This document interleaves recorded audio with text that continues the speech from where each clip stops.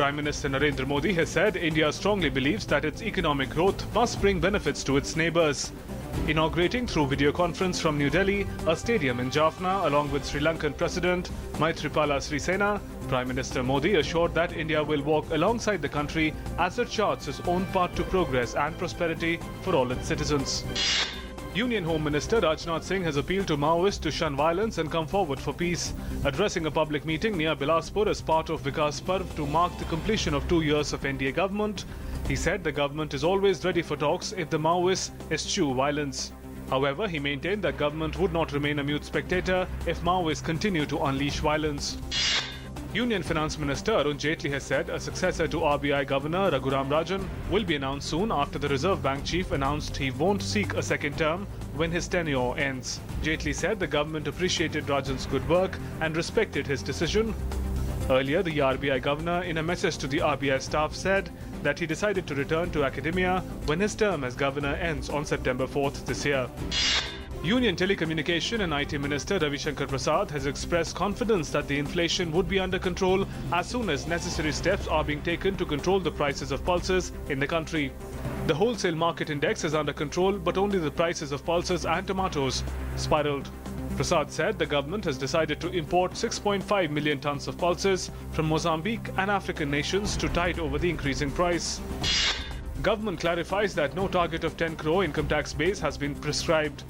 An official release by Department of Revenue referred to its press release on Saturday, in which it was stated that the Prime Minister had asked the tax authorities to take action against non-taxpayers so as to increase the number of taxpayers to at least 10 crore. Amidst concern over resurfacing of polio cases in India, the World Health Organization has said there is no threat to polio-free status of all Southeast Asian region countries, including India, and the detection of a rare strain of the crippling disease is not unusual. Noting that all countries, including India, maintain a high vigil for the detection of the disease, the World Health Organization said that no child has been afflicted by the wild polio virus since the last case was reported from West Bengal in January. Iraq Defense Minister has said Iraqi forces renewed their offensive against the Islamic State group around the second city, Mosul, after driving the jihadists out of most of Fallujah. Iraqi commanders announced the launch of an offensive to retake Mosul and surrounding Nineveh province in March, but under political pressure, the government diverted forces to Fallujah, west of Baghdad, last month. An Egyptian court has sentenced 6 people, including 2 Al Jazeera employees, to death for allegedly passing documents related to national security to Qatar and the Doha-based TV network during the rule of Islamist President Mohamed Morsi. Morsi, the top defendant, and 2 of his aides were sentenced to 25 years in prison for membership in the now banned Muslim Brotherhood group, but was acquitted of espionage, a capital offence.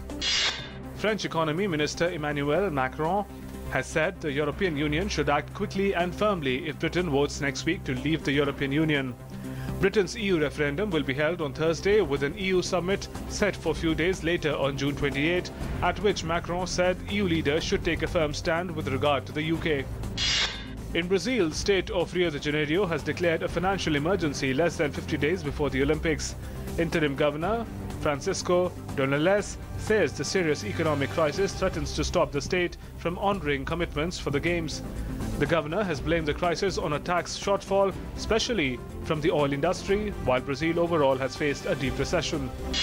Cristiano Ronaldo missed a second-half penalty as Portugal stumbled to a second straight draw at Euro 2016 after a frustrating 0-0 stalemate against Group F rivals Austria in Paris. Hungary, who salvaged a point in a 1-1 draw with Iceland, are the surprise group leaders with a game to play, while Austria must win their final match to avoid exiting prematurely. India suffered a shocking 2-run defeat against Zimbabwe in the first encounter of the 3-match T20 International Series at Harare. Chasing a target of 171, India were restricted to 168 for 6.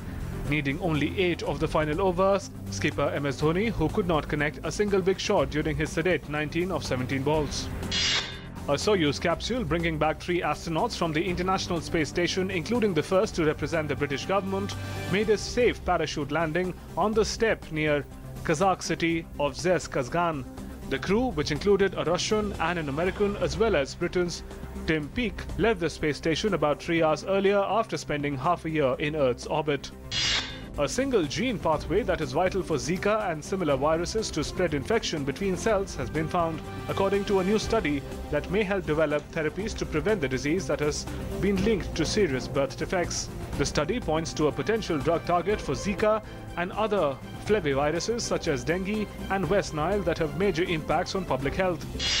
One of the world's oldest running photo studio, Bun & Shepherd in Kolkata, has closed shop after 176 years of rich legacy, finally succumbing to the advent of digital technology. Established in central Kolkata's Esplanade area in 1840 by famous British photographers William Howard, Samuel Bonn and Charles Shepherd, the studio was regarded as the oldest running photographic studio in the world.